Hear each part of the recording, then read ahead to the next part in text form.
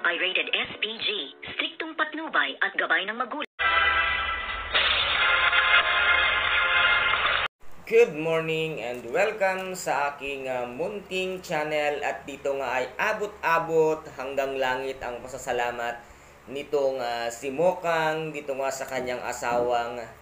si Ramon, dahil nga sa ibinigay na biyaya at pinahiram na puhunan nitong si Ramon sa kanyang pamilya na pang negosyo nga nila, at binigyan pa ng kotse, at dito nga uli ay inabutan pang muli nitong ngang si Ramon ng isang kapit na pera itong si Mokang upang ipag-shopping nga daw ang kanyang pamilya. At dito nga ay halos hindi na nga matanggap nitong si Mokang ang pera uling ibinibigay sa kanya para ipamili at ipag-shopping nga ang kanyang pamilya, dahil nga napakalaki na raw nang naitulong ito sa kanila at sobrang nakakahiya na hindi niya na alam kung paano pa ito makakasukli sa kabutihan ng pusong ipinapakita nga itong si Ramon sa kanyang pamilya, lalong-lalo na nga kay Mokang, at ramdam na ramdam nga ni Mokang ang pagmamahal nitong si Ramon sa kanya. At dito naman ay narinig nga nitong si Olga na nag-uusap ang si Aling Nita at ito ngang si Mokang, at narinig nga dito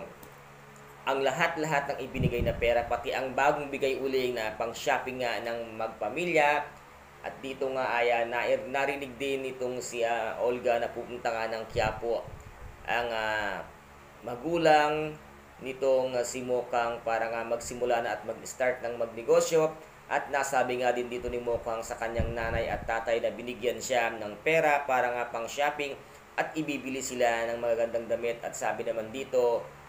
ni mga Marsing, bakit kailangan pang bawasan ang perang ipinahiram sa amin ni Alberto? Ito nga ay puhunan namin, tay, meron siyang ibinigay para pang shopping ninyo at ako na ang bahala, kaya't ngayon ay sasamahan ko kayo para mag-shopping at mabili ang inyong mga gusto. At tuwang-tuwa naman ang mag-asawa nga Marsing at ni Nita, dahil nga makakabili sila ng mga nais nilang bilhin, at talagang napakabuti at napakabait nga ni Alberto sa kanilang pamilya. At sabi nga dito ni Aling Nita ay talagang napakaswerte mo, Mokang, sa iyo nga napangasawa nito ngang si Alberto. At ito nga ay pupunta na sila ng mall para nga mag-shopping at ipamili ng kanilang mga gamit itong ang kanyang nanay at tatay, at para puntahan nga nila itong bahay nila na wala nga silang kaalam-alam na andun na pala itong si Roda na nakatira. At ano kaya ang gagawin nga nitong si Aling Marsing at Aling Nita once na malaman nilang doon na nakatira sa kanilang bahay itong ang si Roda, na kung saan nga ay napakapangit ng ipinakita sa kanila noon. At ano rin kaya ang gagawin nitong si Marites once na malaman niya nga na si Beng at si Olga pala ay iisa, dahil nga nag-iisip na sila ng hindi maganda, dahil sabi nga ni Olga, hindi ako papayag na masira ang aking plano, kung kaya't lalayo muna siya ngayon kaya Marites at sa kanyang pamilya para hindi malaman na si Beng at si Olga ay iisa nga, dahil nga nakita nga ni Noy na may kausap na ibang tao at iba nga ang itsura nitong si Olga. And guys, ito po ang ating ipakaabangan dito nga sa tinaguriang pambansang teleserye